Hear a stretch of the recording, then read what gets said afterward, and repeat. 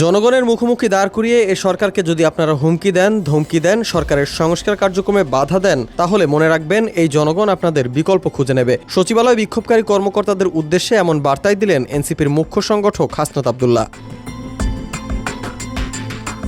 চট্টগ্রাম উত্তর জেলার সাংগঠনিক সফর শুরুর আগে সাংবাদিকদের কথা বলেন তিনি। হাসনাত আরও বলেন, সরকারকে জিম্মি করলে পরিস্থিতি ভালো হবে না, সংস্কার কার্যক্রমে বাধা দিলে কঠোর হস্তে প্রতিরোধ করা হবে।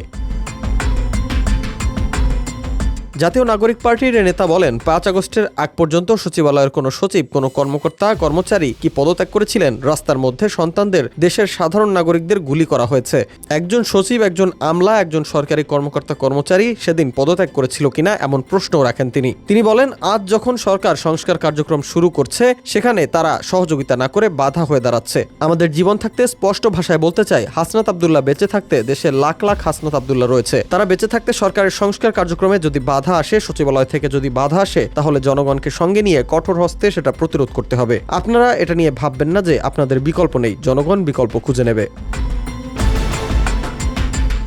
হাসনাত আরও বলেন, সরকারকে সহযোগিতা করুন, সংস্কার কার্যক্রমকে সহযোগিতা করুন। আপনাদের যদি সংস্কার কার্যক্রম নিয়ে কোনো ধরনের পর্যালোচনা থাকে, কোনো মন্তব্য থাকে, তাহলে আলোচনার মাধ্যমে সেটার সমাধান করুন, কিন্তু সরকারকে জিম্মি করলে সেটার পরিস্থিতি ভালো হবে না।